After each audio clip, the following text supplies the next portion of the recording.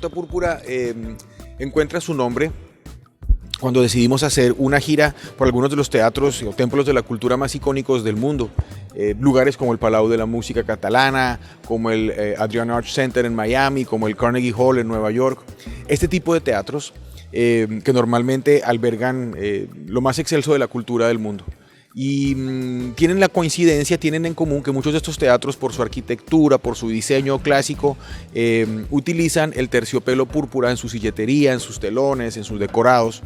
Entonces la mayoría de teatros han tenido este carácter, casi todos los que hemos hecho. Entonces nos pareció interesante llamar así la Ruta Púrpura, que además tiene el significado de ser una ruta por mi propio recorrido, un reconocimiento de ese recorrido desde muy niño en mi relación con la música.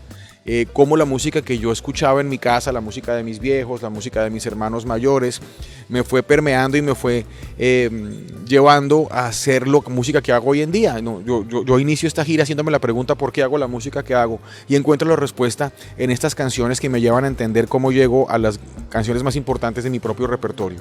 Entonces comparto con el público esa historia, esa experiencia, algo de esa música y lo voy mezclando con mis grandes éxitos.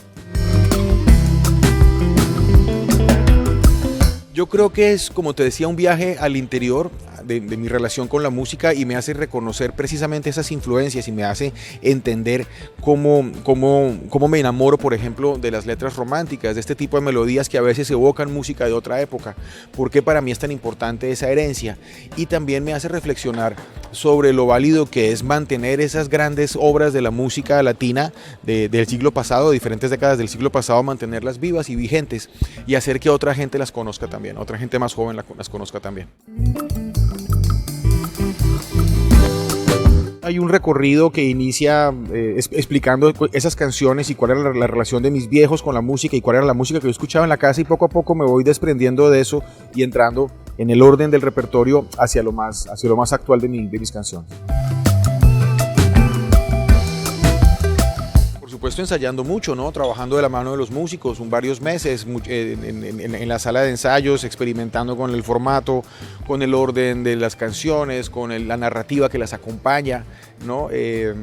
Haciendo un pequeño viaje hacia la memoria, recordando esos momentos en que fui descubriendo ese amor por la música y por este estilo de música, pero obviamente un trabajo de ensayos muy minucioso. Bueno, de manera muy natural, ¿no? Por supuesto, uno cuando está iniciando, uno trata de emular a esos grandes artistas que uno admira y poco a poco se va encontrando una propia voz, un propio estilo, y eso es un proceso que lleva años de depuración y al que finalmente voy llegando hace algunos álbumes ya. Entonces es un camino paso a paso. Ese álbum es interesante porque hace parte de un proyecto colaborativo de 2 álbumes, el álbum anterior 13 y este 14º, en el cual precisamente quise empaparme un poco de la manera y de la visión que tienen otros artistas de otras generaciones y de otros géneros musicales de cómo se hace la música. Así que al trabajar de la mano de gente como los chicos de Morat, como mis amigos de Jesse Joy o de Rake o Sebas Yatra o Cali y el Dandy, intercambiando y aprendiendo sus maneras de ver y entender el oficio de componer y producir, ha sido para mí un proceso de nutrición y de oxigenación hacia la búsqueda de nuevos recursos para trabajar en mis propios proyectos. Entonces esas colaboraciones han sido muy interesantes para mí y me han traído mucho aprendizaje.